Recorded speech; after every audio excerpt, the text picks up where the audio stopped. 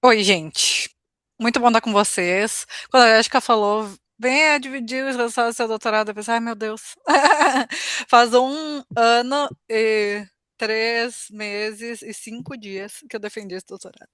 E, e revisitar os slides foi muito engraçado. E eu vou tentar falar o mais rápido possível, porque eu quero escutar a Vero e a Lu também. Mas o meu doutorado, ele tem esse título, que é Até Onde Enxergam os Olhos da Casa do Povo. E eu fiz ele todo, para quem não sabe, né? Eu fico em Porto Alegre, inclusive agora está começando um temporal, então oremos que não caia a luz. E eu fiz todo ele aqui na Câmara Municipal de Porto Alegre. E aí eu parti desse doutorado de algumas premissas. Eu sabia que eu queria trabalhar com algo que fosse política informada por evidências, e eu sabia que eu queria trabalhar no legislativo, porque eu não vou contar toda a história agora, mas o motivo que eu me exonerei do meu cargo público quando eu era servidora do Ministério da Saúde foi o Legislativo Federal. E aí eu tinha uma vingança pessoal, eu sou escorpiana e eu preciso vencer minhas vinganças depois de um tempo. Então eu me exonerei em 2015 e aí 10 anos depois de ter me exonerado eu estava defendendo o doutorado de vingança contra o Legislativo. Mas eu tinha algumas premissas sobre o legislativo que eram: que o legislativo legisla, ou seja, ele elabora e aprova leis, mas eu sabia que boa parte delas não possuía conexão direta com as demandas da população, porque eu já tinha visto muita lei sendo aprovada por aí, sobre maneira no nível municipal, que não tinha essa relevância social. A segunda parte é que a equidade era muito invisível no legislativo, ou seja, que boa parte dos projetos ou não considera as contingências sociais ou privilegia grupos já privilegiados. E a terceira parte é que evidências assustam. Então, assim, o legislativo não é uma casa muito habituada ao debate político informado em evidências, mas eu conhecia algumas experiências de aplicação de ferramentas no fluxo de tomada de decisão que eu acreditava que podiam ser uma aproximação de PI para o legislativo. E aí, eu quis focar no debate da equidade, gente, porque eu achava que ele era, porque é um guarda-chuva grande que cabe muita gente, ele seria mais, aspas, aspas, aspas, apartidário do que o debate das evidências, que na época que eu comecei o doutorado, que era ali no meio da pandemia, as evidências estavam muito coisa de esquerda, assim, sabe? E eu queria ter uma entrada na casa um pouco mais livre. E eu sei que é estranho falar que equidade é um tema partidário, porque está falando justamente, né, da gente evitar diferenças injustas e evitáveis. Uh, e de grupos diversos e do reconhecimento dessa diversidade, mas de fato é um guarda-chuva que cabe muita gente, eu vou falar um pouquinho mais sobre isso. Então, todo o gabinete que eu conversei achava que promovia equidade de alguma forma. Claro, junto ao público que queria promover. Aí eu fui estudar um pouco no início sobre a equidade em políticas, né? E pensando um pouco sobre essa ideia de que tu faz política para atingir um resultado positivo, e para atingir um resultado positivo, tu tem que atuar sobre as condições estruturais e as barreiras de iniquidade, mas tu precisa também reconhecer populações que são sistematicamente beneficiadas e sistematicamente excluídas das metas, prioridades, alocação de recursos, etc.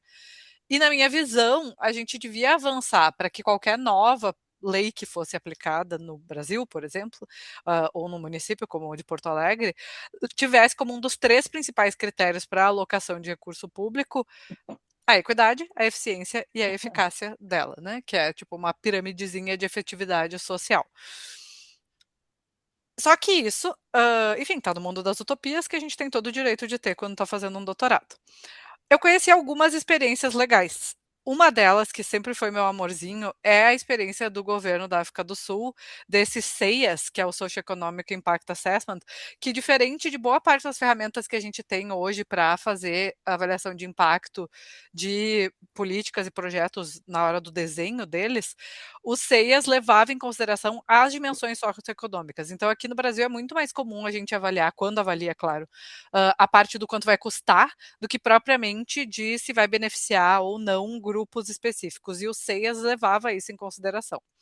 Eu também estava muito inspirada na época pelo colega Pablo Riveiros da Argentina, que criou um escritório de evidências dentro do Legislativo de Buenos Aires, bem municipal também, e fez alguns guias e materiais que eu usei como base, ainda que eu não queria usar a palavra evidências no meu doutorado, quando eu fosse chegar lá na Câmara, né.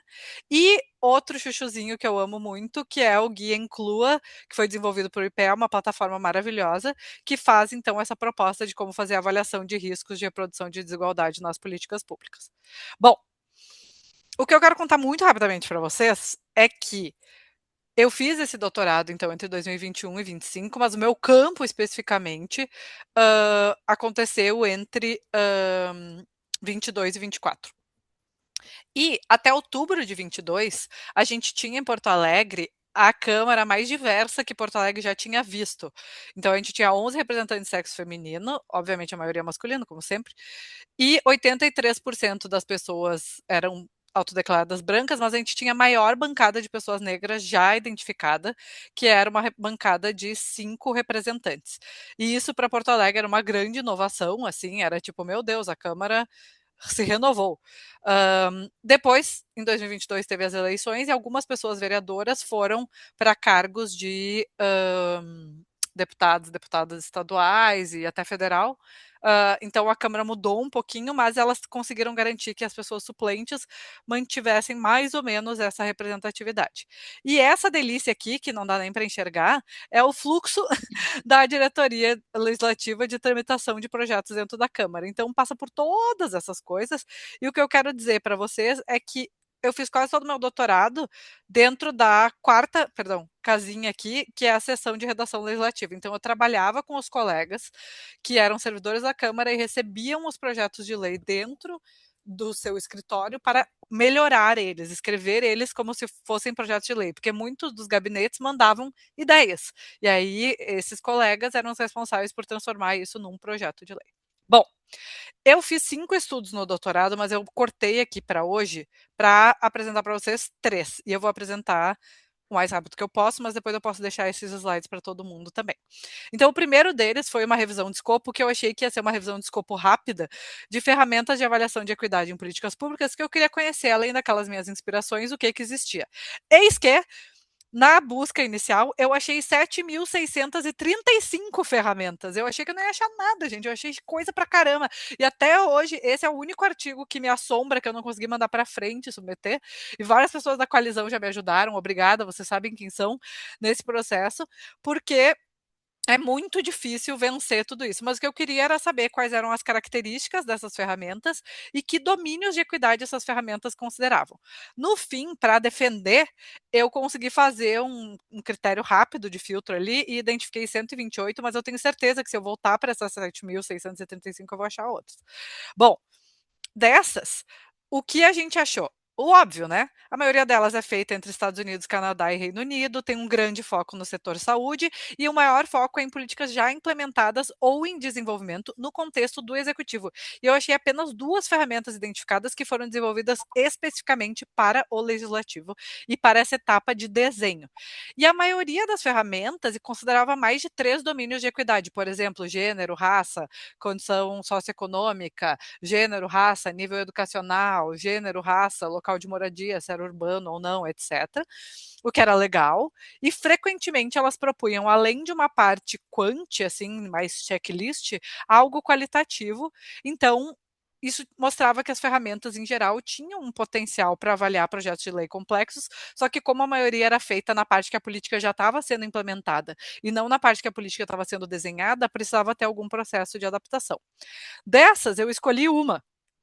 E isso me levou, então, para o estudo 4 da minha tese, que foi a avaliação de equidade e inclusão social nos projetos de lei aprovados e iniciados pela Câmara. Então, eu analisei todos os projetos que tinham sido aprovados entre 21 e 22 e todos que estavam correndo na Câmara como propostas em 2023, entre outubro e dezembro, eu quero dizer para vocês.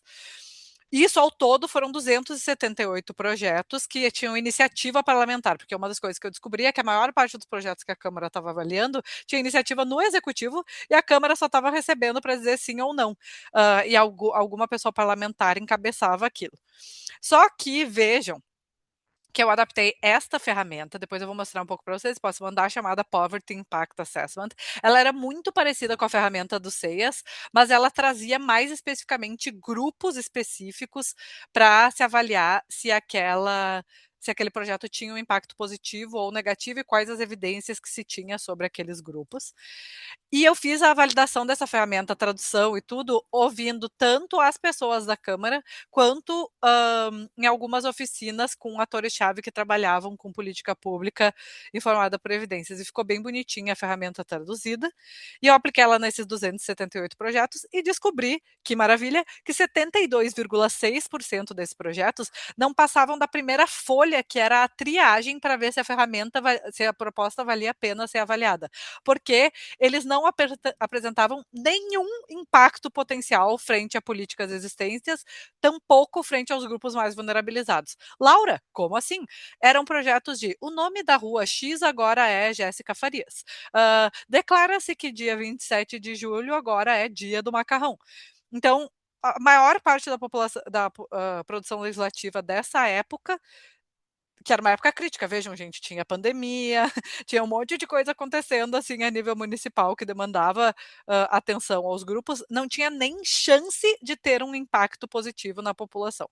Então não foi avaliado. Aí eu avaliei 23,4%, desculpa, 27,4% desses projetos. Essa aqui é a ferramenta, a primeira triagem que eu disse que a maioria dos projetos nem passou, que era: tem algum impacto significativo em criação de nova política, aumento das despesas, mudança robusta ou significativa em políticas ou processos atuais, ou nesses grupos que nas oficinas que eu fiz com os colegas, eles validaram como os mais prioritários. Aí tinha crianças, adolescentes, mulheres. Então eram bastante grupos, assim, não eram grupos tão específicos, assim, tinha um grupo chamado mulheres, gente. E ainda assim, não, pessoas desempregadas, pessoas com baixo nível socioeducativo, enfim. Bom, daí eu avaliei então 76 projetos, a maioria abordava múltiplos grupos, não era muito específico, ou os grupos preferidos da Câmara nessa época, que eram pessoas com deficiência, crianças e adolescentes,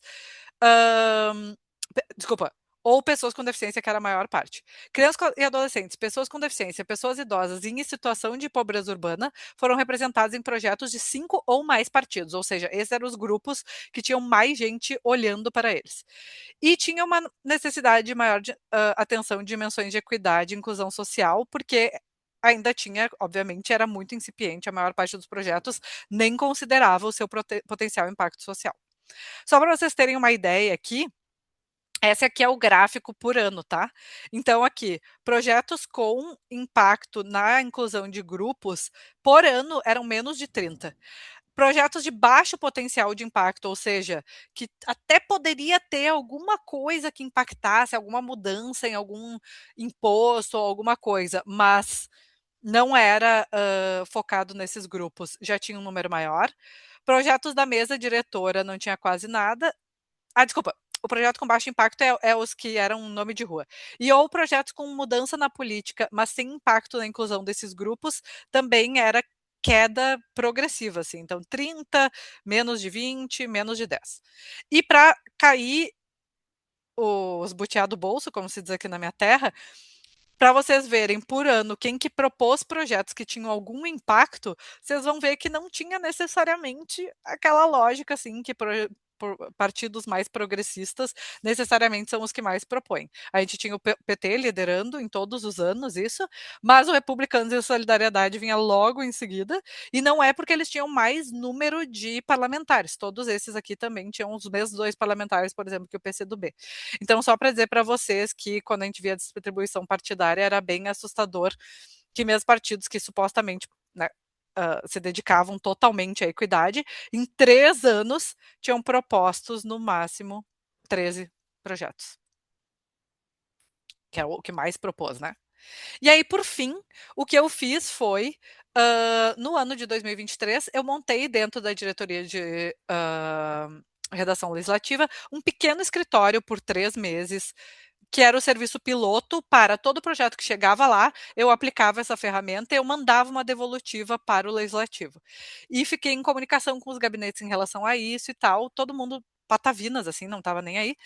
Mas depois a gente voltou pós-enchente lá para a Câmara para entrevistar as pessoas sobre se interessaria para eles ter um serviço que avaliasse as evidências e a equidade dos projetos. E a gente fez 10 entrevistas semi-estruturadas, tanto com servidores da casa quanto com gabinetes, para entender o quanto as pessoas valorizavam a implementação de um serviço assim.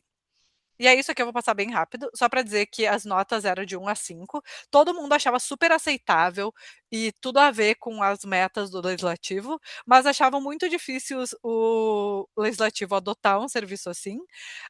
Achavam muito difícil ele ser implementado de uma forma sustentável, fiel e viável ao longo dos anos. Então todo mundo dizia, ai, que maravilha seria um serviço assim, mas eu não acredito que o legislativo municipal é capaz de sustentar isso e implementar isso por conta própria.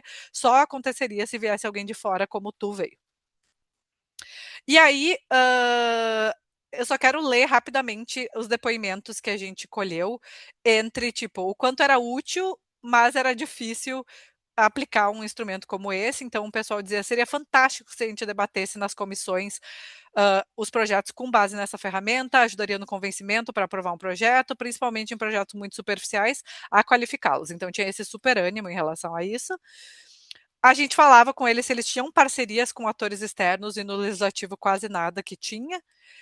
Depois a gente falava entre as dificuldades de conciliar o processo legislativo e o interesse eleitoral. Então o pessoal dizia: a Câmara encontra um espaço muito reduzido para projetos com foco em equidade, porque esse tipo de projeto é visto como oposição à base do governo e não encontra aprovação. Para melhorar isso, precisaria melhorar os espaços das comissões e as audiências públicas, que também são muito esvaziadas. Então, valorizando essa ferramenta como uma ferramenta de participação popular. Todo mundo disse que o legislativo era influenciado por disputas ideológicas, tinha bloqueio de proposta independente do mérito, só para vencer do partido que tu não queria. Tinha uma desconexão reconhecida por todas as pessoas que eu entrevistei entre os projetos de lei e a necessidade da população, e eles diziam que eles têm estímulo para aprovar o máximo de projetos, e se aprova muito mais projeto de nome de rua, cidadão emérito e dia do macarrão, do que projetos que realmente fazem alguma diferença na vida das pessoas e são informados por evidência. E aí, uma pessoa comentando um sincericídio disse: hoje, como o legislativo está apresentado, não repercute de forma alguma em equidade e inclusão social, a partir do momento que colocaram uma blindagem de vidro no nosso plenário, porque tem uma parede de vidro que separa os parlamentares da população, teve uma blindagem para além dos muros. E no gabinete a gente faz alguns pedidos de providência, um cano estourado na rua, aí é assim que a gente consegue atuar em equidade e inclusão. E aí, saiu o resultado das eleições no meio disso, né? Que em 2024 a gente teve as eleições municipais aqui. Vários dos parlamentares que tinham as melhores iniciativas quase não foram eleitos ou não foram eleitos. Uma das pessoas que eu fui conversar, o gabinete dela não tinha sido reeleita, a pessoa chorou, dizendo pelo menos alguém viu e valorizou o meu esforço. E outra pessoa, que também não tinha sido eleita e já estava mais honesta, disse: eu te digo sem hesitar, se amanhã fecham o legislativo municipal, não faz a menor diferença para Porto Alegre. Isso era uma vereadora. E aí, 3 lições só para terminar e a gente passar para as outras conversas, porque eu estou muito curiosa também. A primeira é: lembra que a minha premissa era que o legislativo legisla? Eu desmontei essa premissa. Eu não acho que projetos de lei é o caminho para a gente atuar no legislativo, e o que todo mundo disse é que seria muito mais interessante atuar no fortalecimento da participação popular, no espaço das comissões e das audiências públicas, porque existe esse desejo dos gabinetes atuarem mais próximos desses atores sociais do que no próprio projeto de lei. Para começar, né, gente? Um dia eu espero atuar no projeto de lei, mas eu acho que não é o caminho que a gente conseguiria os melhores resultados. Quando a gente está perto do legislativo, várias pessoas nos pediram evidências, dados, cocriação de projetos de lei, então estar mais perto desse cotidiano faz muita diferença e a gente está muito distante como comunidade de PI do legislativo. E por fim, a última lição é que a academia precisa ajudar numa coisa, e quando eu falava que era da psicologia, todo mundo, gente, me falou: ai, que bom que tu é da psicologia, porque a pior coisa aqui que a gente tem é a autoestima. O legislativo, especialmente no nível municipal, não acredita no seu potencial de produzir mudanças, não acredita no seu potencial de ser um pilar da democracia. Isso foi destruído ao longo do tempo por causa dessas relações meio promíscuas, e eu acho que a gente trazendo mais ferramentas e diálogo, especialmente dessa comunidade legal de PI para esse espaço, a gente pode sim ajudar a fortalecer o espaço democrático do legislativo. Tcharam! Pronto. Desespero e esperança.